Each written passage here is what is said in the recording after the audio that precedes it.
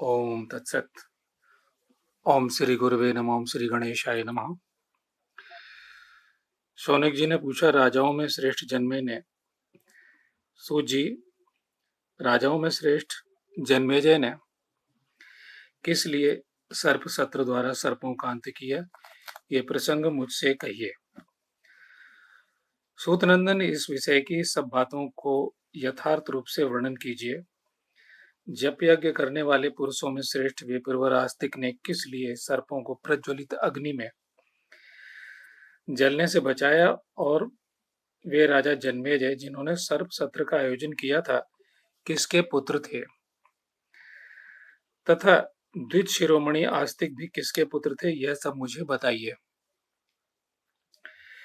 उग्र सरवा जी कहते हैं, ब्राह्मण आस्तिक का उपाख्यान बहुत बड़ा है। वक्ताओं में श्रेष्ठ यह प्रसंग जैसा कहा जाता है वैसा पूरा का पूरा मुझसे सुनो। शौनक जी ने कहा, सूतनंदन, पुरातन ऋषि एवं यशस्वी ब्राह्मण आस्तिक की इस मनोरम कथा को मैं पूर्ण रूप से सुनना चाहता हूँ। जो व्यास जी के मेधावी शिष्य थे, ऋषियों के पूछने पर साक्षात कृष्ण द्वैपायन व्यास के कहे इस इतिहास का नैमिषारण्य निवासी ब्राह्मणों के समुदाय में वर्णन किया गया था। उन्हीं के मुख से सुनकर मैं भी इसका यथावत वर्णन करता हूँ। शौनक जी,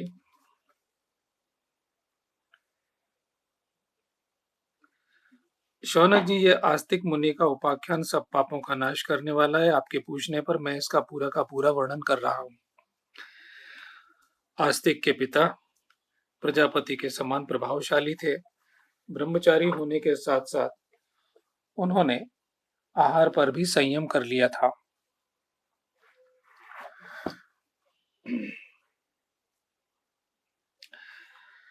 और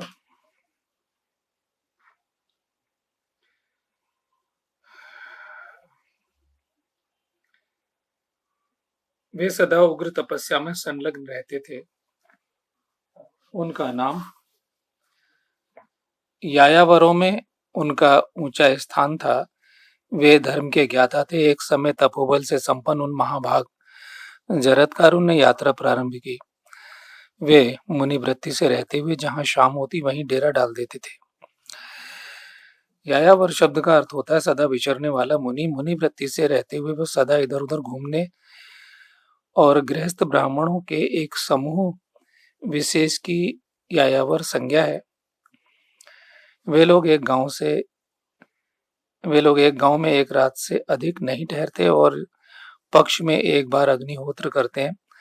पक्ष होम संप्रदाय की प्रवृत्ति इन्हीं से हुई है। इनके विषय में भारद्वाज जी का वचन है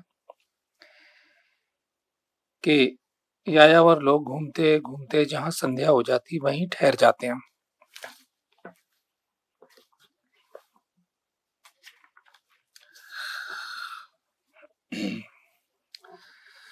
मुनि ने कठोर व्रतों की ऐसी दीक्षा लेकर यात्रा प्रारंभ की थी जो जितेंद्रिय पुरुषों के लिए अत्यंत दुस्साध्य थी।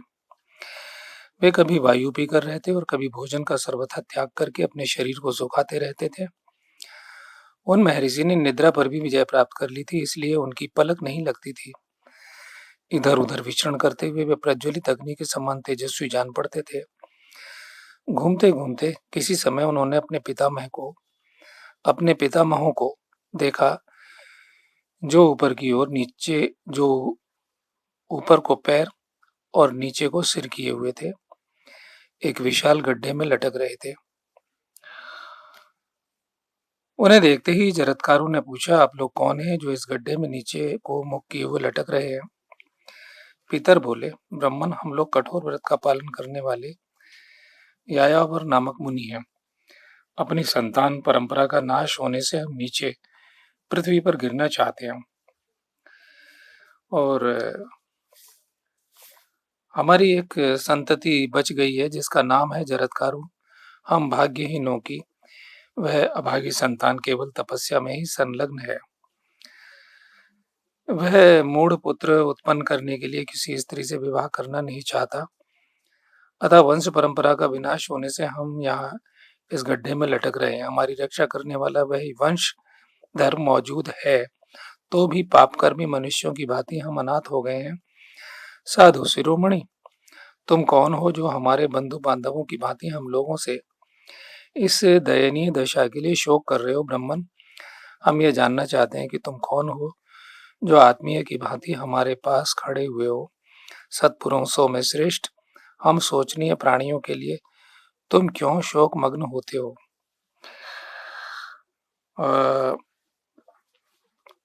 जो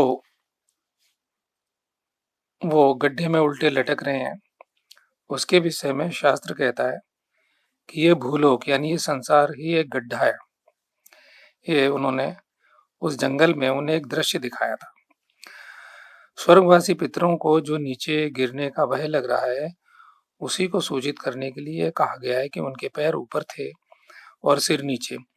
काल ही चूहा है। ठीक है, तो आगे के हम वर्णन बाद में बताएंगे। तो जरत्कारु ने कहा, महात्माओं, आप लोग मेरे ही पितामह और पूर्वज और पितृगण हैं। स्वयं मैं ही जरत्कारु हूँ। बताइए, बताइए आपकी क्या सेवा करूं? और मैं फिर से उस वर्णन पे आता हूँ कि वो जो गड्ढा है संसार का दिखाया था, उसके लिए वो कहते हैं कि काल ही चूहा है और वंश परंपरा ही वीरण स्तंभ है। खस नामक तिनकों का समुदाय है। उस वंश में केवल जरत्कारु बच गए थे और अन्य सब पुरुष काल के अधीन हो चुके थे। वही व्यक्त करने के लिए चूहे के द्वारा तिनकों के समुदाय को सब ओर से खाया हुआ बताया गया है। जरत्कारु के विवाह न करने से उस वंश का वह शेष अंश भी नष्ट होना चाहता है। इसलिए पितर व्याकुल थे और जरत्कारु को इसका बोध कराने के लिए उन्होंने इस प्रकार से दृश्य का दर्शन उन्हें दिखाया था। जी, ठीक है। तो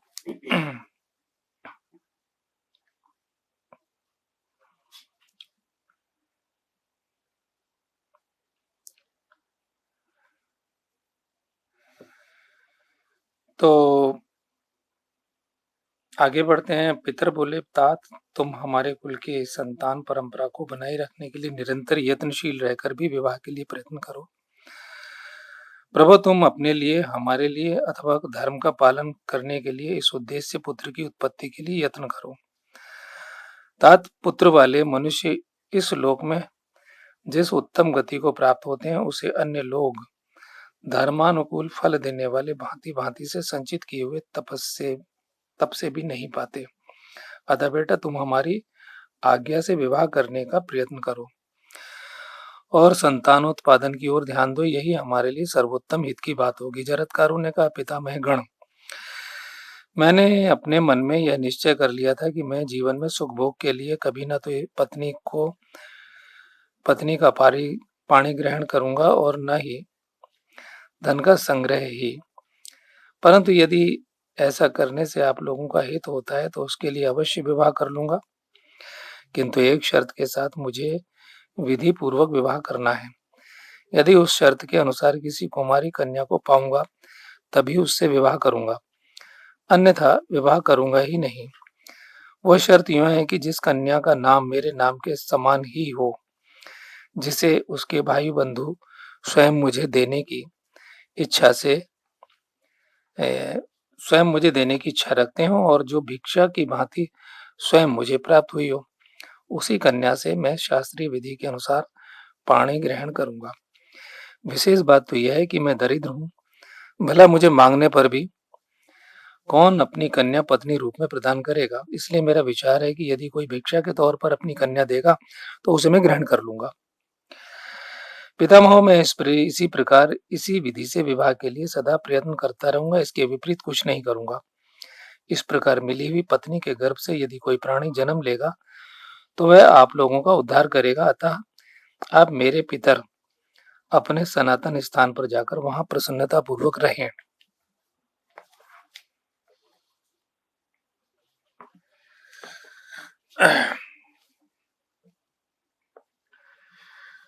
जरत्कारों द्वारा इस प्रकार कहने के बाद उग्रसुरभा जी कहते हैं, तदंतर वे कठोर व्रत का पालन करने वाले ब्राह्मण भार्या की प्राप्ति के लिए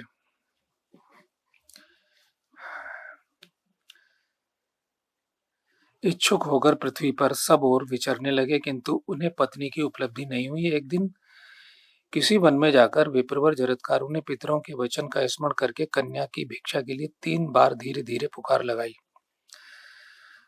कोई भिक्षा रूप में कन्या दे जाए। इसी समय नागराज वासुकी अपनी बहन को लेकर मुनि की सेवा में उपस्थित हो गया और बोले, यह भिक्षा ग्रहण कीजिए। किंतु उन्होंने यह सोचकर कि शायद यह मेरे जैसे नाम वाली न हो, उसे तत्काल ग्रहण नहीं किया। उन महात्मा जरत्कारों का मन इस बात पर स्थिर हो गया कि मेरे जैसे नाम वाली कन्या यदि उपलब्ध हो तो उसी को पत्नी के रूप में ग्रहण करूं। ऐसा निश्चय करके परम बुद्धिमान एवं महान तेजस्वी जरत्कारों ने पूछा, नागराज, सच सच बताओ, तुम्हारी बहन का क्या नाम है?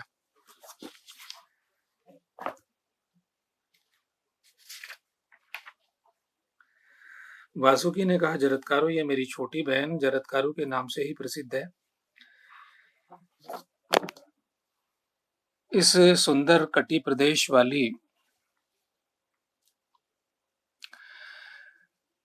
कुमारी को पत्नी बनाने के लिए मैंने स्वयं आपकी सेवा में समर्पित किया है, इसे स्वीकार कीजिए। द्विजश्रेष्ठ, यह बहुत पहले से ही आप ही के लिए सुरक्षित रखी गई है, अतः इसे ग्रहण करें। ऐसा कहकर वासुकी ने वह सुंदरी कन्या मुनि को पत्नी के रूप में प्रदान की। मुनि ने भी शास्त्रीय विधि के अनुसार उसका प्राणी ग्रहण किया।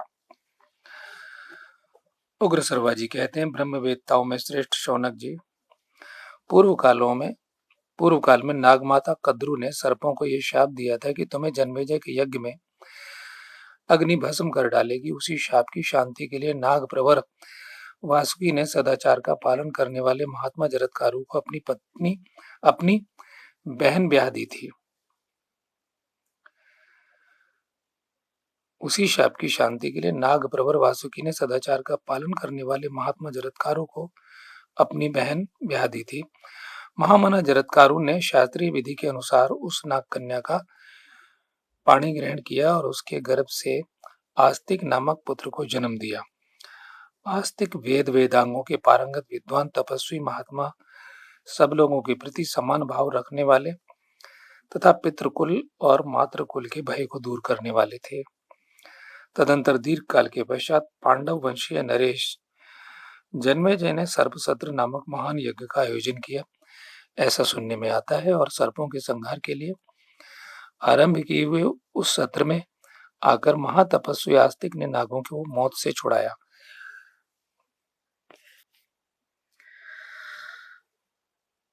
ऐसा सुनने में आता है, सर्पों के संहार के लिए आरंभ किए हुए उस सत्र में आकर महातपस्वी आस्तिक ने नागों को मौत से छुड़ाया। उन्होंने मामा तथा ममेरे भाइयों को एवं अन्य अन्य संबंधों में आने वाले सब नागों को संकट मुक्त किया। इसी प्रकार तपस्या तथा संतानोत्पादन द्वारा उन्होंने पितरों का भी उद्धार किया।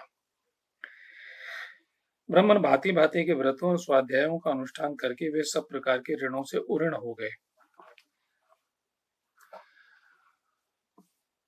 अनेक प्रकार की दक्षिणा वाले यज्ञों का अनुष्ठान करके उन्होंने देवताओं, ब्रह्मचर्य व्रत के पालन से ऋषियों और संतान की उत्पत्ति द्वारा पितरों को तृप्त किया। कठोर व्रत का पालन करने वाले जरत्कारू मुनि पितरों की चिंता का भारी भार उतारकर अपने उन पितामहों के साथ स्वर्गलोक को चले गए। आस्तिक जैसे पुत्र तथा परम धर्म की प्राप्ति करके मुनिवर जरत्कारू ने दीर्घ काल पश्चात स्वर्गलोक की यात्रा की।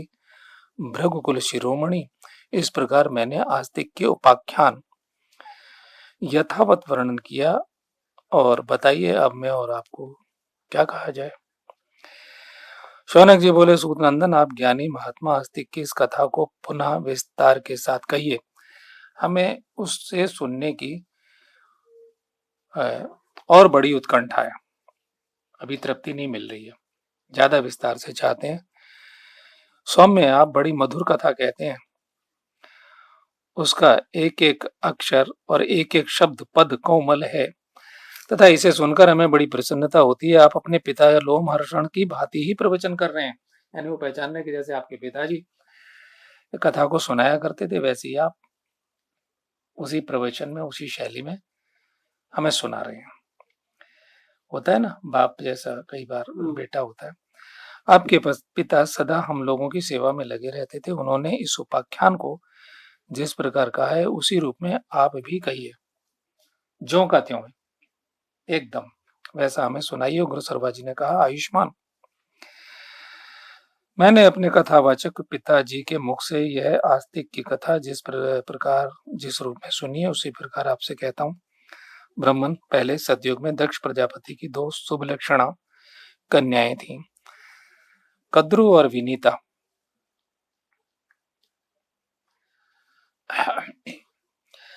वे दोनों बहनें रूप सौंदर्य से संपन्न और अद्भुत थीं। अनग उन दोनों का विवाह महर्षि कश्यप के साथ हुआ था। एक दिन प्रजापति ब्रह्मा जी के समान शक्तिशाली पति महर्षि कश्यप ने अत्यंत हर्ष में भरकर अपनी उन दोनों धर्म पत्नियों को प्रसन्नता पूर्वक वर देते हुए कहा, तुम में से जिसकी जो इच्छा हो वर मांग लो। इस प्रकार कश्यप जी से उत्तम वरदान मिलने की बात सुनकर प्रसन्नता के कारण उन दोनों सुंदरियों को अनुपम आनंद प्राप्त हुआ। कद्रु ने समान तेजस्वी 1000 नागों को पुत्र के रूप में पाने का वर मांगा। विनीता ने बल, तेज, शरीर तथा पराक्रम में कद्रु के पुत्रों से श्रेष्ठ केवल 2 ही पुत्र मांगे। विनीता को पतिदेव ने अत्यंत अभीष्ट 2 पुत्रों के होने का वरदान दे दिया। उस समय विनीता ने कश्यप से एवं वस्तु कहकर उनके दिए हुए वर को शिरोधार्य किया। अपनी प्रार्थना के अनुसार ठीक वर पाकर वह बहुत प्रसन्न हुई। कद्रु के पुत्रों से अधिक बलवान और पराक्रमी 2 पुत्रों के होने का वर प्राप्त करके विनीता अपने को कृतकृत्य मानने लगी। समान तेजस्वी 1000 पुत्र होने पर का वर पाकर कद्रु भी अपना मनोरथ सिद्ध हुआ समझने लगी। वरदान पाकर संतुष्ट हुई अपने उन धर्म पत्नियों से यह कहकर कि तुम दोनों यत्न पूर्वक अपने अपने गर्भ की रक्षा करना, महातपस्वी कश्यप वन में चले गए। ब्रह्मा ने दीर्घ काल के पश्चात कद्रु ने 1000 और विनीता ने 2 अंडे दिए। यहाँ अंडों की परिभाषा अंडाणु है, जैसे कि टेस्ट ट्यूब बेबी पैदा होते हैं, ये उन्हीं का वर्णन है कि वो अंडाणु जो हमारे आजकल के युग में टेस्ट ट्यूब बेबी वो प्रक्रिया है। तो अंडाणु शब्द है ना, तो ये माना जाए अंडे, कद्रुणा अंडानाम है, तो अंडाणु जैसे डिंब और शुक्राणु होते हैं, तो उनका संचय किया गया प्रक्रिया से। दासियों ने अत्यंत प्रसन्न होकर अंडाणुओं को गर्म बर्तनों में रख दिया। अब देखिए ये बिल्कुल वही प्रक्रिया ना जो हमारे प्रजनन की प्रक्रिया कराते हैं आजकल। वे अंडाणु 500 वर्ष तक उन्हीं बर्तनों में पड़े रहे, क्योंकि ऋषियों का था। तो 500 वर्ष पूरे होने पर कद्रु के 1000 पुत्र अंडाणुओं से उत्पन्न होकर निकल आए, परंतु विनीता के अंडाणुओं से उनके 2 बच्चे निकलते नहीं दिखाई दिए। इससे पुत्रार्थनी और तपस्विनी देवी विनीता सौत के सामने लज्जित हो गईं। फिर उसने अपने हाथों से एक अंडाणु को फोड़ डाला। फूटने पर उस अंडाणु यानी के वो जो प्रयोगशाला थी उसमें से पहले ही वो निकाल लिया। फूटने पर उस अंडाणु में विनीता ने अपने पुत्र को देखा। उसके शरीर का ऊपरी भाग पूर्ण रूप से विकसित एवं पुष्ट था, किंतु नीचे का आधा भाग अभी अधूरा रखा गया था।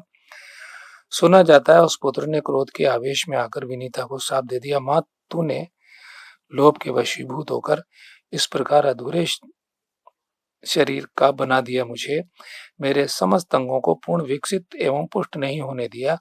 इसलिए जिस सौत के साथ तू लांग डांट रखती है उसकी 500 वर्षों तक दासी बनी रहेगी। और माँ, यह जो तुरे दूसरे अंडे में तेरा पुत्र है, यानी दूसरे अंडाणु में तेरा पुत्र है, यही तुझे दासी भाव से छुटकारा दिलाएगा। किंतु माता, ऐसा तभी हो सकता है जब तू इस तपस्वी पुत्र को मेरी तरह बीच में अंडाणु अंगहीन करके न निकाले या अधूरे अंगों से युक्त न बना देगी। इसलिए यदि तू इस बालक को विशेष बलवान बनाना चाहती है तो 500 वर्षों के बाद तक तुझे धैर्य धारण करके इसके जन्म की प्रतीक्षा करनी चाहिए। इस प्रकार विनीता को शाप देकर वह बालक अरुण अंतरिक्ष में उड़ गया।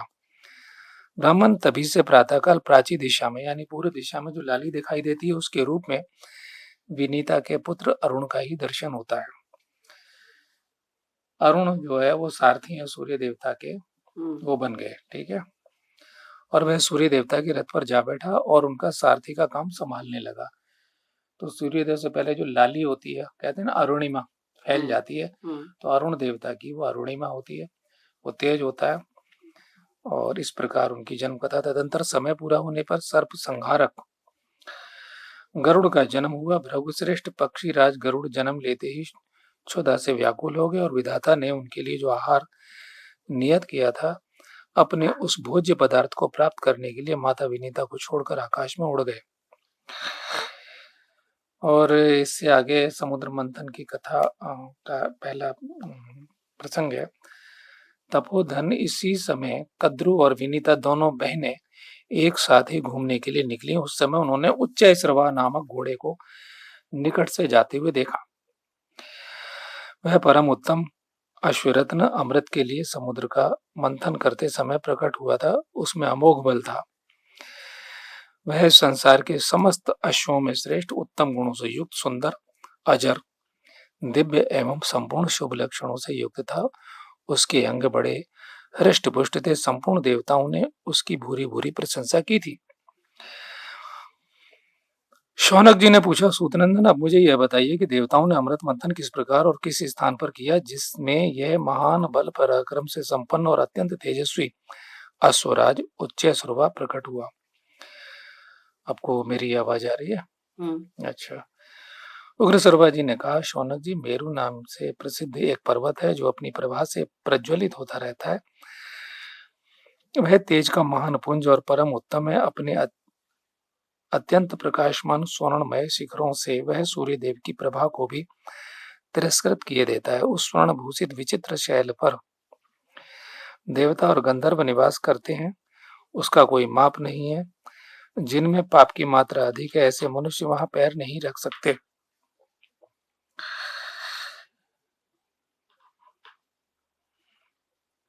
यहाँ वहां सब ओर से भयंकर सर्प भरे पड़े हैं। दिव्य औषधियां उस तेजोमय पर्वत को और भी उद्भासित करती रहती हैं। वह महान गिरिराज अपनी ऊंचाइयों से स्वर्गलोक को घेर कर खड़ा रहता है। प्राकृत मनुष्यों के लिए वह मन से भी पहुंचना असंभव है। प्राकृत मनुष्यों के लिए वहां मन से भी पहुंचना असंभव है। प्राकृत यानी साधारण मनुष्यों के लिए वह गिरि प्रदेश बहुत सी नदियों और असंख्य वृक्षों से सुशोभित है। भिन्न भिन्न प्रकार के मनोहर पक्षियों के समुदाय अपने कलरव से उस पर्वत को कोलाहल पूर्ण किए रहते हैं। उसके शुभ एवं उच्चतम श्रृंग असंख्य चमकीले रत्नों से व्याप्त हैं।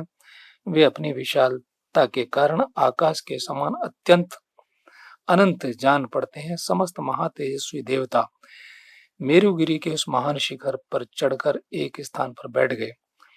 उस समय मिलकर अमृत प्राप्ति के लिए क्या उपाय किया जाए इसका विचार करने लगे।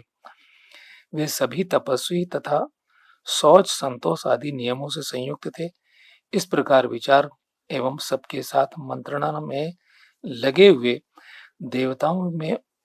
देवताओं के समुदाय में उपस्थित होकर भगवान नारायण ने ब्रह्मा जी से यूं कहा, समस्त देवता और असुर मिलकर महासागर का मंथन करें।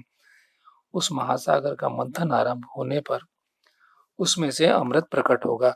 तो ये पहला विचार, पहली सलाह समुद्र मंथन के बारे में। असली कथा ये है कि वहां पर पहला विचार, पहली सलाह, पहली राय भगवान नारायण ने देवताओं के समक्ष ब्रह्मा जी से कही।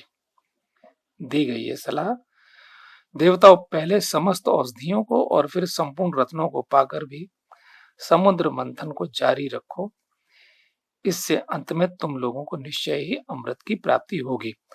तो यहाँ हम विराम करते हैं आज, और ये स्पष्ट हो चुका कि ये पहला विचार यहाँ है, और इस संबंध में अनेक कथाएं हैं अलग, लेकिन महाभारत क्योंकि तमाम ग्रंथों का सार है, मूल कथा है इसमें, और ये पहला विचार, पहली सलाह ये है। ओम तत्सत। ओम श्री गुरुवे नमः।